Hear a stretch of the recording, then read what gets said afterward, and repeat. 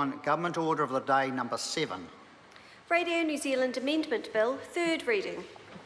Mr Speaker. The Honourable Amy Adams. Mr Speaker, I move that the Radio New Zealand Amendment Bill be now read a third time.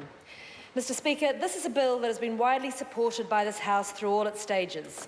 This is testament not only to the quality of the bill, but also to the status and reputation of Radio New Zealand as a cultural institution.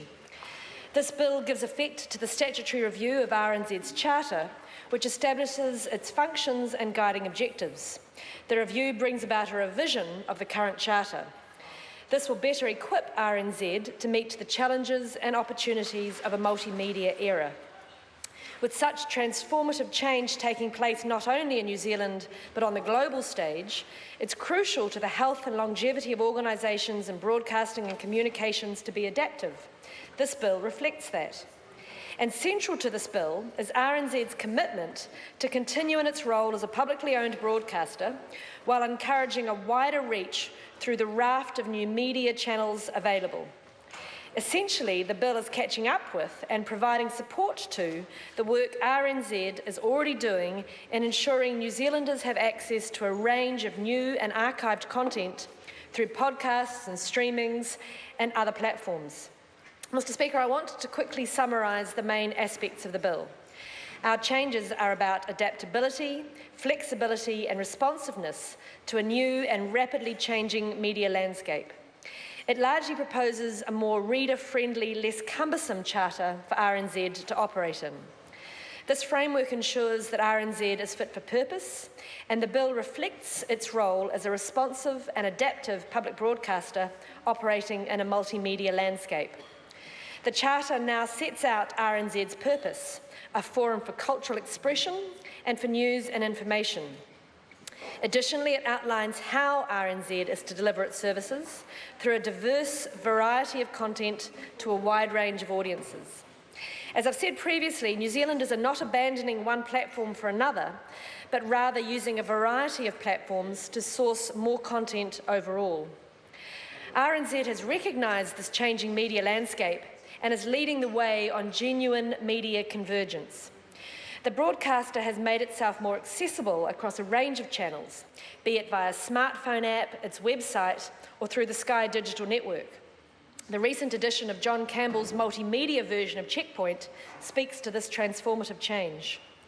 RNZ is working towards achieving its charter goal of providing quality and engaging journalism and current affairs to a wider range of New Zealanders across the country. Enhanced delivery platforms include streamed video and podcast and an extension to existing Freeview HD services. The revised charter supports RNZ's multi-platform approach by saying that RNZ should take advantage of the most effective means of delivery for its content. The bill amends other provisions in the Act relating to the charter and to RNZ's role. One of these is the principles of operation, which ensures that RNZ is not influenced by the commercial interests of others. Another is the frequency of reviews carried out by this House. A review will only begin after the relevant Select Committee has completed its previous review and any changes have been agreed by the House. Mr Speaker, at RNZ's request, a supplementary order paper was developed to more clearly define the bill's provisions that RNZ remain commercial-free, or in other words, without advertising or sponsorship. It still allows RNZ to promote its own services, but most importantly, it means RNZ remains free to access, so we won't see its content disappearing behind a paywall. Being commercial-free, however, won't apply to RNZ in providing media services outside New Zealand, other than the existing Pacific service of Radio New Zealand International. The supplementary order paper recognised RNZ's need to use new platforms to reach its audiences. It also gives the organisation some room to explore opportunities for strategic partnerships and audience building through content without losing any integrity as a public service provider. It will provide the freedom for RNZ to take up commercial opportunities, such as licensing its content for reuse by commercial providers, or its current presence on iHeartRadio and MSN New Zealand.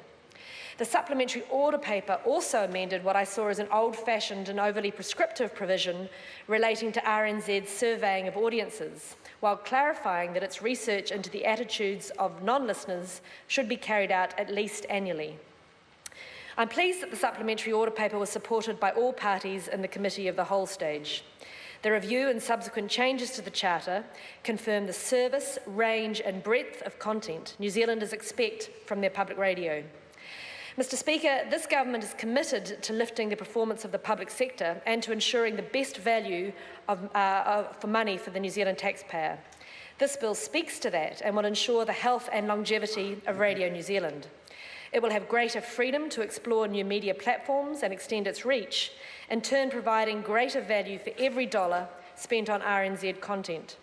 The Radio New Zealand Amendment Bill, including the amendments introduced by the SOP, go a long way in bringing this entity up to date and in providing the tools which will ensure its resilience in a fast-changing landscape. Can I thank all of those who have contributed to the process, including members of this House and members of the public who commented on the draft charter, and of course the members of the Commerce Select Committee. Mr. Speaker, for many decades, RNZ has played a vital role in New Zealand's broadcasting landscape. I'm pleased that this amendment to legislation will help position it to meet the needs of New Zealand people for many more years to come. I commend the bill to the House.